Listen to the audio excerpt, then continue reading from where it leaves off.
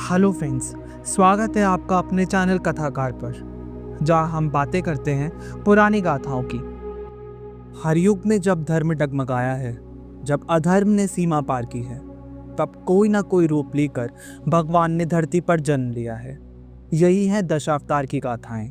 और आज से शुरू हो रही है कथाकार की नई सीरीज, जहां हम जानेंगे भगवान विष्णु के 10 महाअवतारों की असाधारण कहानियां। ये है पहली कथा, मत्स्य अवतार।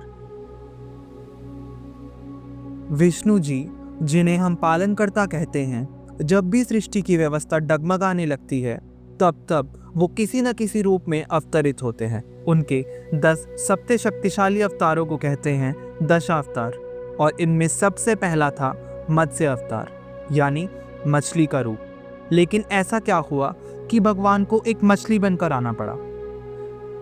कहानी शुरू होती है एक दानव से, हैग्रीव। हैग्रीव महर्षि कश्यप और दानु का पुत्र था। कश्यप मुनि तो ज्ञानी और शांत स्वभाव के थे, लेकिन बेटा पूरा विपरीत। हैग्रीव को डर था कि अगर इंसानों को ज्यादा ज्ञान मिल गया तो एक दिन वो दानवों से आगे निकल जाएंगे, और यहीं से शुरू हुआ उसका चालाक षड्यंत्र।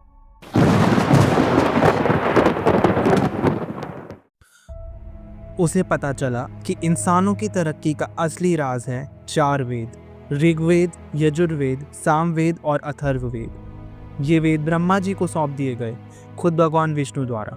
हैग्रीव ने सोचा, अगर ये ज्ञान ही मिटा दूं तो इंसान कभी आगे बढ़ ही नहीं पाएगा। वो चुपके से ब्रह्मलोक में घुसा और चारों वेद चुराकर समंदर की गहराइयों में छिपा दिए, ताकि ज्ञान, धर्म और चेतना का प्रवाह वहीं थम जाए।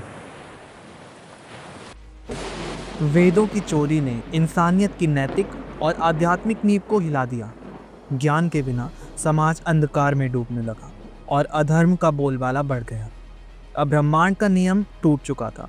तभी भगवान विष्णु ने लिया अपना पहला अवतार, मत्स्य रूप।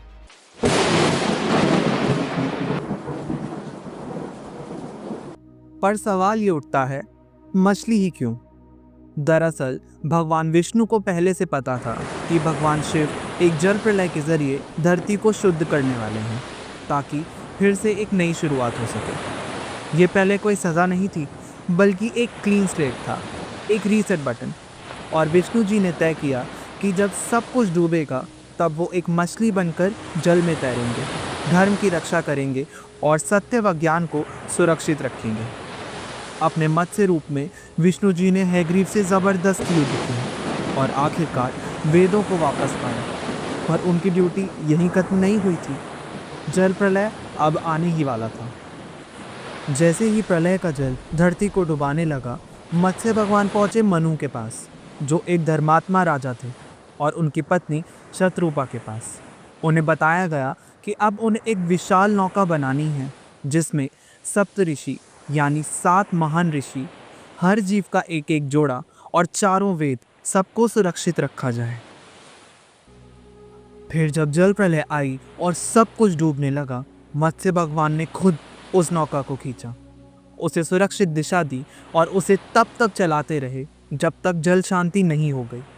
जब जल उतर गया, भगवान विष्णु ने वेदों को मनु को सौंपा और कहा, अब ये ज्ञान तुम्हारे पास है, इसे इंसानियत और भलाई के लिए इस्तेमाल करना।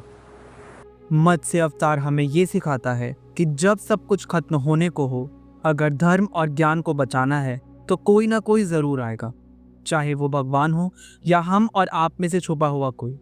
ये तो बस शुरुआत है। अगली वीडियो में मिलेंगे कूर्म अवतार से, जहाँ एक कछुआ बनेगा सृष्टि के पुनर्निर्माण का आधार। कथाकार पर जुड़े रहिए, यहाँ हम लाते हैं प्राचीन कथाओं को आज की भाषा में। अगर वीडियो पसंद आई हो तो लाइक करें, शेयर करें और चैनल को सब्सक्राइब करना ना भूलें, क्योंकि कहानियाँ बदलती नहीं, बस सुनाने का अंदाज बदलता है।